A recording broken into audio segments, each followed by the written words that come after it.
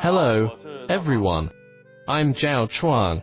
When presenting the skull of Lokiceratops in a front view, we should focus on depicting the features of its frill. While sketching, we should pay attention to the proportions. In this angle, the frill of this dinosaur appears enormous. Make sure the face-to-frill ratio is well controlled.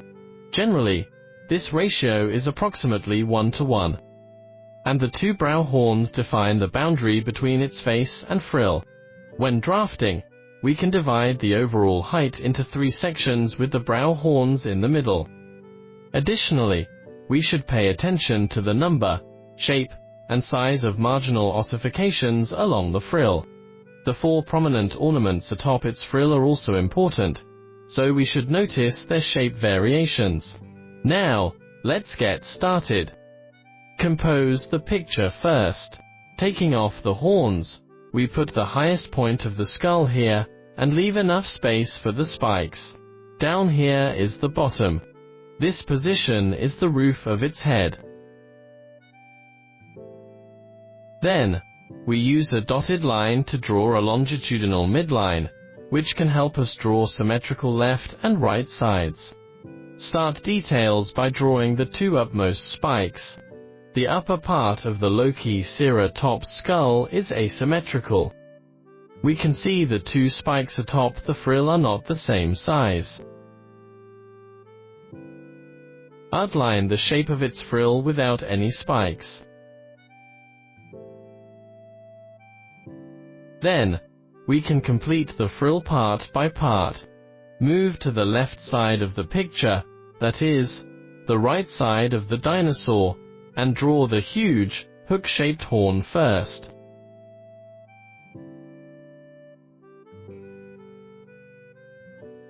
Then, down below are 5 epiparietals.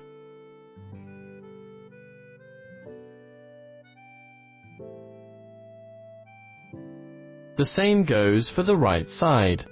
The shape of the right half is slightly different from the left, and there are also 5 epiparietals, but the number of these spike-like structures is under debate. Some people think there are 6 of them on the left side. However, this cannot be proved due to the lack of fossil evidence.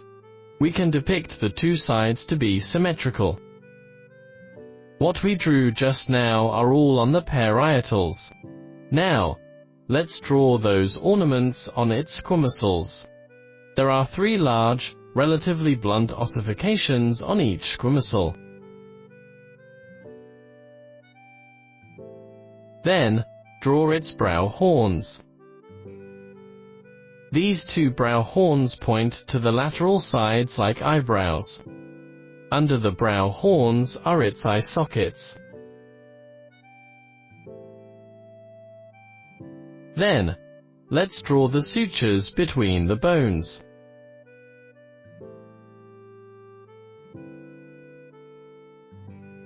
Down below, here are its nostrils.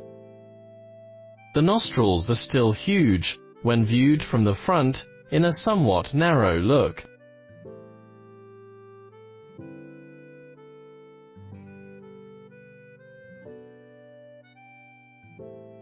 Then, let's draw its jugal bones with pointed tips.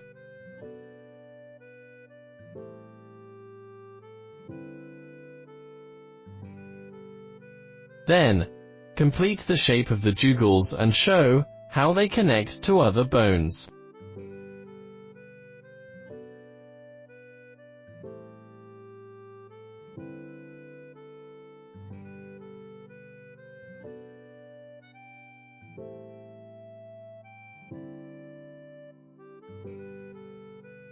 Afterward, we come to the beak.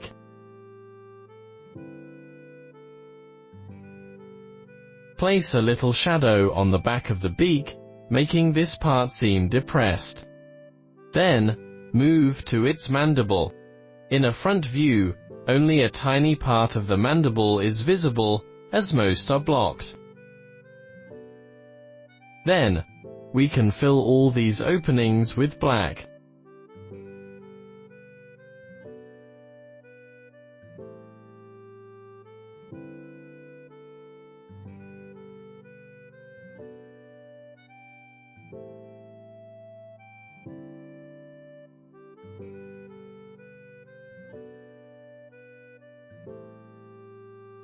At the jugal horns, let's slightly show the boundary between them and the jugal bones. When drawing the skin, remember that parts like the jugals are covered with keratin. We can draw them to be sharper. The posterior of its face possessed extensive muscles. We can draw this part relatively thick.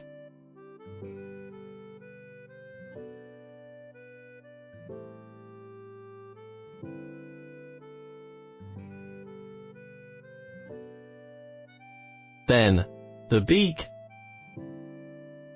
followed by the horns. Its horns were much longer than the bones when it was alive.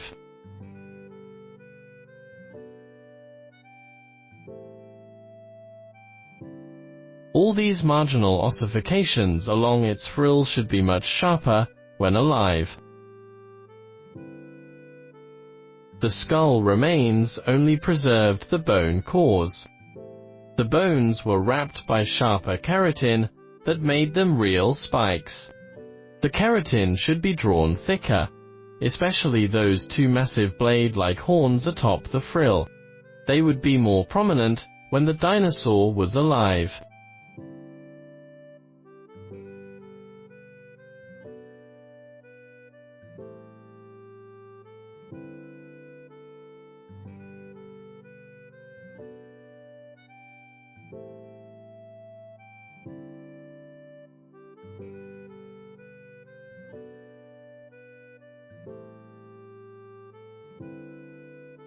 Then, we move to those ossifications on the other side.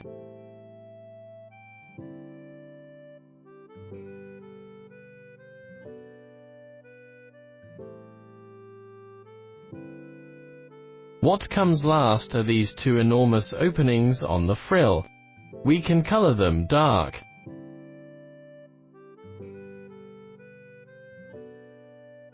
Next, let's refine the picture with more details. Add the sutures between the parietals and the squamosals. We can show them like this. There are always some rugged textures on the parts attached to keratin, such as the marginal ossifications. We add some lines to these parts. These ossifications are tiny bones derived from the skin, which are also called osteoderms. When alive, there were still sutures between them and the skull bones.